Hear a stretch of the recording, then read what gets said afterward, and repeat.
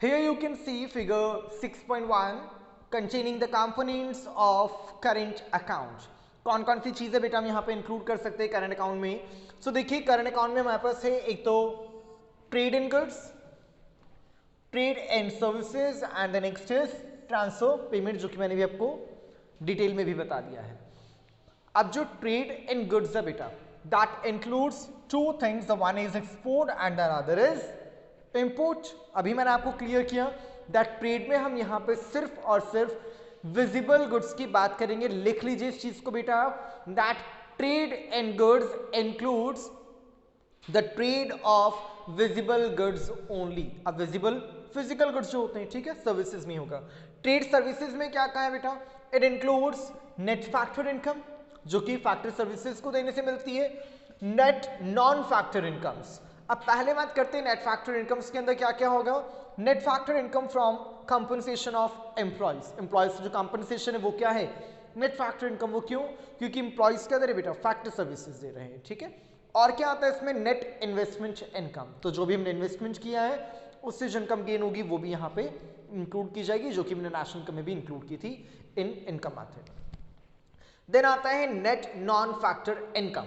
Non factor income क्या होगी, जैसे शिपिंग हो गया, banking, insurance, tourism, software services etcetera. तो ये सब अपने आप में क्या हो जाती है, नेट नॉन फैक्टर सर्विसेज. इसके बाद में कोई फैक्टर सर्विसेज थोड़ी ली जा रही है, ठीक है. रही बात ट्रांसफर पेमेंट्स की, it only consist of gifts, remittances and grants. वही चीज, सारी चीजें जो भी मैंने आपको प्रीवियसली बताई हैं. अब बात आती है बेटा balance on current account. Current account कैसे बैलेंस हो सकता है, कैसे होगा बैलेंस. बैलेंसिंग कोई भी चीज कैसे होती है. अगर मैं 100 रुपीज का सेक्रीफाइस कर रहा हूं, किसी भी शॉप पे जाके मैं किसी प्रोडक्ट को परचेज कर रहा हूं, तो उसके पास भी तो 100 रुपीज ही आ रहे हैं ना. ऐसा तो नहीं कि उसके पास 80 रुपीज जा रहे हैं, 20 रुपीज बीच में कहीं गायब हो जाते हैं, ऐसा तो नहीं है बेटा. If I am sacrificing ₹20, so exactly he is getting 20 as well. तो sorry, I am sacrificing 100, he is getting the 100 as well. तो इक्वल है ना, बैलेंस्ड है वो चीज. क्लियर. यहां उसी चीज की बात की जा रही बेटा कि बैलेंस ऑफ पेमेंट. बैलेंस्ड कब होगा, देखिए कंडीशंस गिवन हमें कि एक होगा सरप्लस, एक होगा हमारा इक्वल बैलेंस और एक होगा हमारा करंट अकाउंट सरप्लस. देखते हैं इसमें क्या क्या सिचुएशंस बताई गई हैं. करंट अकाउंट सरप्लस में क्या होगा बेटा, receipts are greater than payments. Receipts ज्यादा है और पेमेंट्स कम है, बेनिफिशियल है, प्रॉफिटेबल है, इसलिए इसको हमने क्या कहा, सरप्लस. रिसीट्स ज्यादा मतलब इंजेक्शन ज्यादा और लीकेजेस कम होते हैं. बैलेंस में क्या कहा है, receipts is equals to payments. Receipt और पेमेंट दोनों इक्वल है, मतलब जितना इंजेक्शन उतना ही लीकेज. हो गया बैलेंस्ड. और फिर से करंट अकाउंट सरप्लस में क्या बताया, अब यहाँ पे इसको सरप्लस नहीं कहेंगे बेटा, हम यहाँ पे हम बेसिकली इसको डेफिसिट कह सकते हैं, क्योंकि डेफिसिट में क्या होता है, receipts are lesser than payments. Payment ज्यादा और रिसीट्स कम है, तो आप यहाँ पे सरप्लस को शिफ्ट करके रिप्लेस करके लिख दीजिएगा डेफिसिट.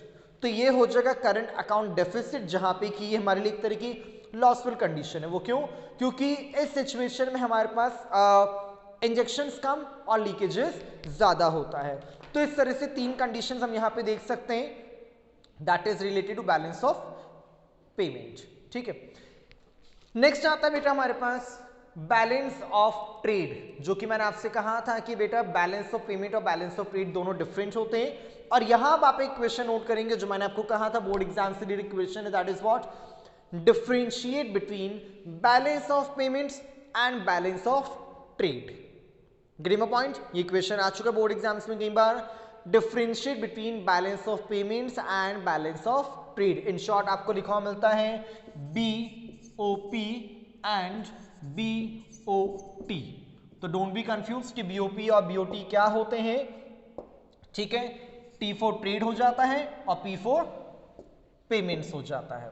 क्या है BOT, is the difference between the value of exports and values of imports of goods of a country in a given period of time. यहां बेटा सिर्फ गुड्स की बात की जा रही है, सर्विसेज का यहाँ पे कोई ट्रांजेक्शन नहीं, क्योंकि ट्रेड में ओनली एंड ओनली हम फिजिकल विजिबल गुड्स की बात करते हैं, सर्विसेज को नेग्लेक्ट कर दिया गया है यहाँ पे. तो क्या कहा है, that is a type of balance. The difference may be we are exporting more और वी आर इंपोर्टिंग मोर, तो वो difference we will have to see on our own. Okay, a period of time, that is the period of 1 year, that is financial year. Exports of goods is entered as a credit item in BOT, whereas imports of goods is entered as a debit item of BOT. ये debit credit already you may have gone through in accountancy. तो क्या कहा है, exports of goods is entered in credit. This one is debit, this one is credit side. Okay, तो credit में क्या लिखा हमने, exports, सेल्स. ठीक है, ट्रेडिंग अकाउंट में लिखते हैं हम, तो उधर आएगी हमारी इनकम और इधर आ जाएगा हमारा डेबिट साइड में हमारा एक्सपेंडिचर. आगे लिखा है whereas imports of goods is entered as in debit side. Import करें एक्सपेंडिचर होगा. ठीक है, इंजेक्शंस और लीकेजेस के according. It is also known as trade balance. अगर हमारे पास सिर्फ इतना सा आ जाता है दैट एक्सप्लेन ट्रेड बैलेंस, तो भी हमें ऑटोमेटिकली माइंड में क्लिक हो जाना चाहिए that it is talking about balance of trade, that is BOT only. Okay, BOT is said to be in balance when exports of goods are equals to imports of goods. Clear ये चीज बेटा हमें. Again there will be 3 conditions: balanced, surplus and deficit. क्या कहा है बेटा, balancing कब होगी, जब both the things are equal. What both the things? Imports and exports of goods only, not services. Services को हमने payments में include कर लिया है. सरप्लस कब होगा बेटा, बेनिफिशियल. बेनिफिट हमें कब होगा, when receipts are greater than expenditures. मतलब हमारे एक्सपोर्ट ज्यादा होंगे और इंपोर्ट्स कम होंगे. ठीक है, और whereas deficit BOT or trade deficit will arise in if a country imports more goods. अब डेफिसिट कब होगा, लॉस कब होगा, जब हमारे लीकेजेस ज्यादा और इंजेक्शंस कम होंगे. दैट इज व्हाट, हमारे इंपोर्ट्स ज्यादा और एक्सपोर्ट्स कम होते हैं, तो ये हमारी ये कंडीशन डेफिसिट कंडीशन हो जाती है. क्लियर है बेटा यहां तक सभी को. नेक्स्ट इसके बाद आता है कैपिटल अकाउंट. अभी तक जो हमने बात की थी वो थी related to what, current account. अब एक कैपिटल अकाउंट भी हमारे पास यहां पे आता है बेटा, और वो क्या है, तो चलिए बेटा इसको भी हम समझते हैं. Capital account records all international transactions of assets. Capital की बात कर रहे हैं. करंट अकाउंट था, उसमें हमने क्या क्या लिया था, गुड्स लिया था, सर्विसेज लिया था, ट्रांसफर पेमेंट्स को लिया था. 3 थिंग्स वर दिया. ठीक है, मींस कैपिटल ट्रांजैक्शंस. नेक्स्ट आता है यहाँ पे कैपिटल अकाउंट्स. अब यहाँ पे क्या होगा, records all the international transactions of assets. Assets का international with rest of the world. ठीक है, and asset is any one of the forms in which wealth can be held. For example, money, stocks, bonds, government debt, etc. Purchase of assets is a debit item on the capital account. Underline कीजिए बेटा इसको भी. Purchase of assets is a debit item on the capital account. Capital account में किधर आएगा ये, debit side आता है, अकाउंट से पढ़ते हैं हम debit credit. Okay, if an Indian buys a UK car company, it enters capital account transactions as a debit item as foreign exchange is flowing out of India. India से बाहर जा रहा है हमारा अमाउंट. कार परचेज की India ने किसी foreign company से. ठीक है, अब कार तो आ रही है लेकिन अमाउंट बाहर जा रहा है, तो अमाउंट जो बाहर जाएगा तो किधर आएगा, डेबिट साइड पे. On the other hand, sale of assets like sale of shares of an Indian company to the Chinese customer is a credit item on the capital account. Credit कब होगा, जब कुछ इनकम होगी, injections होंगे. क्या कहा है, कोई भी इंडियन कंपनी के जो शेयर्स हैं उनको हमने ट्रांजेक्ट किया. कैसे किया ट्रांजेक्शन, उसका चाइनीज कंपनी को या किसी चाइनीज पर्सन को सेल किया, इनकम जनरेट होगी, इनकम आ रही है. ठीक है, तो वो किधर आ जाएगा, ऑन द क्रेडिट साइड हो जाता है. अब नीचे बेटा आपको इसका इजी गोइंग क्लासिफिकेशन दिया गया है कि कैपिटल अकाउंट में हम कौन कौन से कंपोनेंट्स को इंक्लूड कर सकते हैं. तो देखिए बेटा इसको समझते हैं. सबसे पहले कैपिटल अकाउंट क्या क्या आता है इसमें. The one is investment, second is external borings and the third is external assistance. क्या है, इन्वेस्टमेंट के अंदर क्या कहा गया है, डायरेक्ट इन्वेस्टमेंट. हम कौन से इन्वेस्टमेंट की बात करें यहाँ, डायरेक्ट इन्वेस्टमेंट. क्या क्या होते हैं, examples are FDI, foreign direct investment. Okay, equity capital, equity share capitals you all know very well, accounts में पढ़ते हैं हम इसको बेटा. reinvested earnings and other direct capital flows, कुछ reinvesting की जा रही है. ठीक है, earnings हो रही किसी भी तरह के direct flows वगैरह से, वो सब यहाँ पे इंक्लूड हो जाएगा. नेक्स्ट आता है इसमें portfolio investment, examples FII, offshore funds, कोई इंडिविजुअल बेसिस पे जब कोई पोर्टफोलियो इन्वेस्टमेंट्स करता है तो उनको यहाँ पे इंक्लूड किया जाएगा। ये हो सकता है बल्क में किया जा रहा है, फॉरेन डायरेक्ट इन्वेस्टमेंट है, और ये शॉर्ट बेसिस पे किया जा रहा है। फिर आता है एक्सटर्नल बोरिंग्स, और इसमें हम क्या इंक्लूड करेंगे, एग्जाम्पल्स आ दो, external commercial borings, short term debts, क्या कहा है इसके लिए, एक्सटर्नल बोरिंग्स, बाहर से कुछ बोरिंग्स ली जा रही हैं। External commercial borings, commercial purpose से बोरिंग्स लिए किसी अदर कंट्री से, ठीक है। शॉर्ट टर्म डेट्स लिए हैं 6 मंथ्स के लिए, 1 ईयर के लिए, 2 ईयर्स के लिए, तो शॉर्ट टर्म डेट्स के अंदर हो जाएगा। और एक्सटर्नल असिस्टेंस के अंदर क्या होगा बेटा, एग्जाम्पल्स गवर्नमेंट एड, गवर्नमेंट से हेल्प ली किसी तरह से, financial support, okay. And inter governmental, multilateral and bilateral loans, multilateral and bilateral, bilateral में एक कंट्री दूसरी कंट्री से ट्रांजेक्शन कर रही है रिलेटेड टू लोन्स ओनली, और मल्टीलेटरल में एक कंट्री बहुत सारी इकोनॉमी से अगर लोन ले रही है तो वो हो जाता है मल्टीलेटरल लोन ट्रांजेक्शन। सो इस तरह से बेटा हम यहाँ पे ओनली कैपिटल से रिलेवेंट ट्रांजेक्शन करेंगे अंडर कैपिटल अकाउंट। तो यहां तक था बेटा हमारा कैपिटल अकाउंट फॉर रोल। अब आगे कहा जाता है बैलेंस। बैलेंस में क्या होगा, कैसे बैलेंसिंग होगी, again there will be 3 conditions, what, the one will be equal, ठीक है। बैलेंसिंग कब होगी, जब जितना हमने गेन किया उतना ही हम सेक्रीफाइस कर रहे हैं, ठीक है। डेफिसिट में क्या होगा कि हमारे लीकेजेस ज्यादा और इंजेक्शंस कम हो, और जो थर्ड हो जाएगा वो हो जाएगा हमारे लिए कौन सा, सरप्लस, और सरप्लस में क्या होगा, injections are greater than leakages. तो ये 3 कंडीशंस हो जाती है बेटा। फिर आता है balance of payment, surplus and deficit, वही 3 थिंग्स जो मैंने भी आपको यहाँ पे एक्सप्लेन करके बताइए बेटा। All the 3 different transactions will be held here, ठीक है। नेक्स्ट इसके बाद बेटा हमारे पास आता है ऑटोनोमस एंड अकोमोडेटिंग ट्रांजेक्शंस। इनको भी अब हम डिस्कस करते हैं, इंपॉर्टेंट पार्ट है बेटा ये भी। 1 मार्क में इसके लिए इससे रिलेवेंट क्वेश्चन आ चुका है ऑलरेडी पहले भी, और 3 मार्क्स में भी यहां से क्वेश्चन बन सकता है हमारा, that difference between autonomous and accommodating transactions. International economic transactions are called autonomous. देखिए इंटरनेशनल, ठीक है, कौन से लेवल की बात करें बेटा, इंटरनेशनल लेवल की बात की जा रही है। तो इंटरनेशनल ट्रांजेक्शंस में कहा गया है economic transactions are called autonomous कब, when transactions are made due to some reason other than to bridge the gap in the balance of payments, that is when they are independent of the state of BOP। क्या कहा गया बेटा, repeat कर रहा हूं मैं, international economic transactions are called autonomous when transactions are made due to some reason, किसी reason से किया जा रहा है, other than to bridge the gap in the balance of payments. Balance of payments को ब्रिज करने के लिए नहीं किया जा रहा, इक्वल करने के लिए नहीं किया जाएगा, इसके अलावा कोई और रीजन हो सकता है, that is when they are independent of the state of BOP. BOP से इंडिपेंडेंट है, ब्रिजिंग नहीं करनी है, जस्ट वैसे किसी तरह के कुछ ट्रांजेक्शंस किए जा रहे हैं। One reason could be to earn profit, profit earning के लिए भी किया जा सकता है, जरूरी नहीं कि हमेशा बैलेंसिंग के लिए कर रहे हैं कि डेफिसिट हो गया और डेफिसिट होने की वजह से हमें लोन लेना पड़ रहा है कहीं से अदर कंट्री से, गवर्नमेंट एड्स लेना पड़ रहे हैं, ऐसा नहीं है, प्रॉफिट्स के लिए भी इन्वेस्टमेंट किया जा सकता है। These items are called above the line। In items को क्या कहा जाएगा, above the line items in the BOP, balance of payment। The balance of payments is said to be in surplus, deficit if autonomous receipts are greater or lesser than autonomous payments। अब वही balancing वाली बात आ गई बेटा, यहाँ पे balancing में जब दोनों इक्वल होंगे, ठीक है, डेफिसिट में इस तरह से और सरप्लस में भी कुछ इस तरह से कंडीशन हो जाती है। नेक्स्ट आता है अकोमोडेटिंग ट्रांजेक्शंस, इनको कहा जाएगा termed as below the line. तो क्वेश्चन अगर आता है that differentiate between above the line items and below the line items, तो ऑटोमेटिकली क्लिक हो जाना चाहिए माइंड में that they are talking about autonomous and accommodating transactions only, okay. क्या कहा है यहाँ पे, on the other hand are determined by the gap in the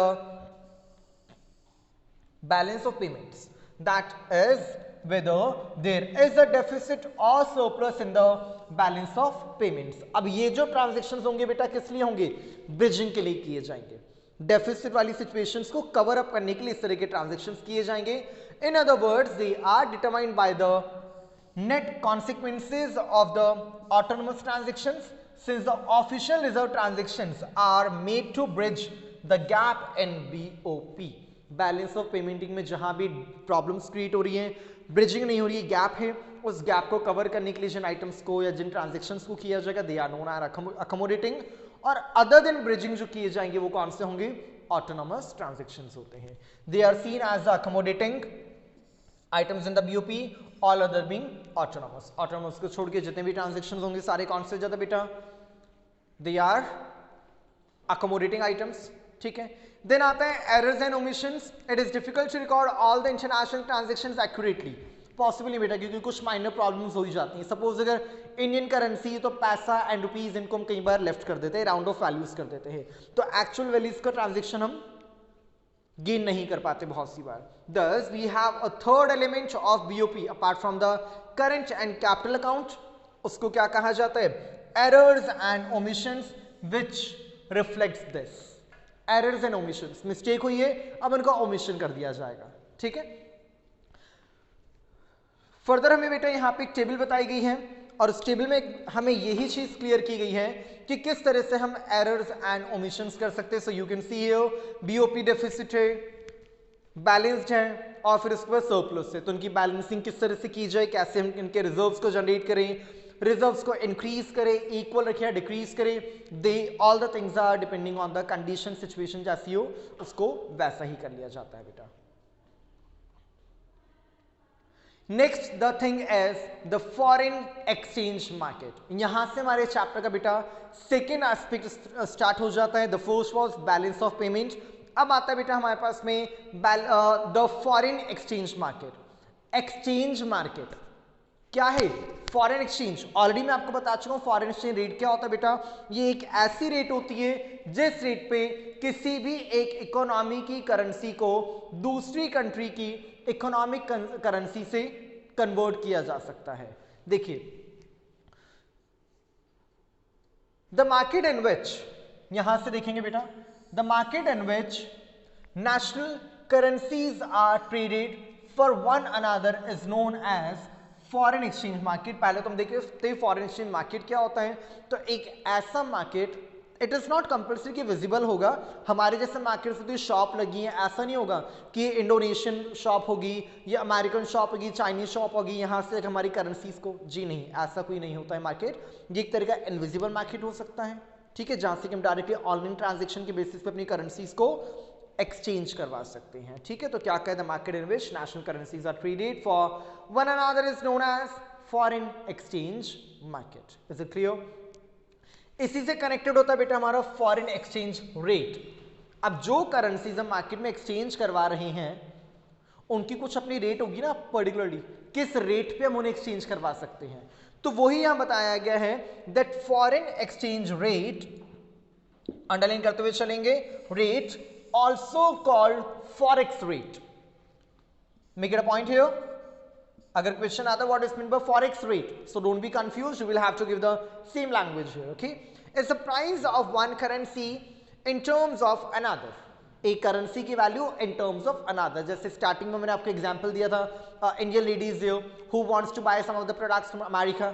अब अमेरिकन करेंसी की वैल्यू क्या है, $10 की, तो वही चीज यहाँ पे कि उसकी वैल्यू क्या है, किस रेट पे इंडियन और अमेरिकन करेंसी का एक्सचेंज किया जाएगा। It links the currencies of different countries and enables comparison of international costs and prices. For example, if we have to pay, अब example से clear करेंगे बेटा इसको। For example, if we have to pay ₹50 for $1, then the exchange rate is ₹50 per dollar. अगर आज की हम बात करें पर डे जो हमारे डॉलर्स की प्राइसेस चेंज होती हैं, सपोज आज की रेट है $1 is equals to 75 rupees, okay. तो $1 अगर हमें परचेज करना है, so we will have to sacrifice 75 rupees, हमें 75 रुपीज का सेक्रीफाइस करना पड़ेगा और यही इस डॉलर की एक्सचेंज रेट हो जाती है। क्लियर बेटा यहां तक? अब आगे कहा गया that what is the demand of foreign exchange, इसके रिक्वायरमेंट क्या है, हमने क्यों फॉरेन एक्सचेंज रेट सिस्टम को डेवलप किया, इसको हमने इतना स्टेबल किया है, तो डेफिनेटली इसकी कुछ ना कुछ डिमांड होगी, इसकी कुछ ना कुछ सप्लाईज होंगी। तो चलते बेटा हम इसके इस एस्पेक्ट्स को भी समझते हैं कि क्या डिमांड है और इसकी क्या सप्लाई है। People demand foreign exchange because they want to purchase goods and services from other countries. Exactly, हमें क्या जरूरत है कि अमेरिका की कंट्री की करेंसी की वैल्यू क्या चल रही है, जर्मनी में क्या चल रही है, चाइना में क्या है, ऑस्ट्रेलिया में क्या है। Reason, what is the reason? Exactly हमें उनके साथ कुछ ट्रेड करना है, एक्चुअली हमें उनके साथ कुछ ना कुछ ट्रांजेक्शन्स करने हैं। उन ट्रांजेक्शन्स को कंप्लीट करने के लिए, फुलफिल करने के लिए हमें क्या चाहिए होती है, उनकी करेंसी की एक्सचेंज रेट जाननी होती है। They want to send gifts abroad and they want to purchase financial assets of a certain country. Gifts, transfer payments करने हैं तो भी वैल्यू को जानना जरूरी है। साथ में अगर किसी तरह की कुछ फाइनेंशियल असेट्स को परचेज करना है तो भी पता होना चाहिए ना कि अगर अमेरिका में कोई भी फ्लैट परचेज करना है तो उसकी वैल्यू क्या है, कितने डॉलर्स है, और अब हमें उसके लिए हमारी कंट्री की कितनी करेंसी का सेक्रीफाइस करना होगा। अ rise in price of foreign exchange will increase the cost in terms of rupees of purchasing a foreign good. This reduces demand of imports and hence demand for foreign exchange also decreases, other things remaining constant. Simple terms वही हमारा law of demand क्या कहा है कि अगर foreign exchange rate increase होती है it means ज्यादा रुपीस देने के बदले में हमें कम डॉलर्स मिलेंगे, है ना। तो क्या हम अब यहाँ पे ऐसे ट्रांजेक्शन्स करेंगे क्या कि हम हमारी कंट्री का जो अमाउंट है उसको ज्यादा सेक्रीफाइस करें और कम डॉलर्स परचेज करें? जी नहीं। तो इस वजह से वहां की डिमांड भी रिड्यूस हो जाती है एंड वाइस वर्सा। ठीक है, अब आता है supply of foreign exchange. Supply क्यों की जाती है? Foreign currency flows into the home country due to the following reasons. Exports by a country lead to the purchase of its domestic goods and services by the foreigners. Foreigners send gifts or make transfers and the assets of a home country are brought by the foreigners. क्या कहा गया बेटा? अभी हमने बात की थी imports के बारे में। अब अगर हम एक्सपोर्ट्स कर रहे हैं, हम किसी प्रोडक्ट को एक्सपोर्ट करें तो भी तो हमें वैल्यू पता होनी चाहिए। अब वो फॉरेनर्स की हेडेक है कि वो कौन सी करेंसी में पेमेंट्स करेंगे हमें, आई मीन रुपीज में करेंगे तो रुपीज की वैल्यू क्या है। This is compulsory for them to know. Okay, a rise in price of foreign exchange will reduce the foreigners cost in terms of USD while purchasing products from India, other things remaining the constant. This increase in India's exports and hence supply for the foreign exchange it will also. देखिए क्या बताया बेटा, जैसे demand का concept है वैसी supply से relevant है। अगर हमें लगता है कि पर्टिकुलर प्रोडक्ट की वैल्यू मार्केट में इंक्रीज हो रही, we will get the higher price, we can maximize the profit, supply will be increase. क्योंकि जैसी फॉरेन एक्सचेंज रेट अब इंक्रीज होगी तो साइमल्टेनियसली सप्लाई भी इंक्रीज होगी एंड सो ऑन। वही दोनों लॉज बेटा यहाँ पे इंप्लीमेंट होते हैं जो कि डिमांड और लॉ में हमने पढ़े हुए हैं बेटा। नेक्स्ट इसके बाद बेटा जो हमारा पार्ट आता है that is determination of exchange rate. और ये चीज आपको पता होनी चाहिए बेटा, ड्यू टू कोविड-19 ये पूरा जो इसके बाद का हमारा इस चैप्टर का पार्ट है दैट हैज बीन डिलीटेड, तो इसको हम यहाँ पे डिस्कस नहीं करेंगे बेटा। You can put across here that is this is the determination of the exchange rate. तो इसमें जितने भी डिटर्मिनेशन है मैनेज फ्लोटिंग एंड ऑल, उनको हमें कुछ भी डिस्कस नहीं करना। So here I can say that we have completed the chapter successfully. Hope so all the things, all the points will be clear to all. Go through the videos again and again and make it more simpler to understand. That is all for today. See you all in the next video. Till that time, take care. Bye bye everyone.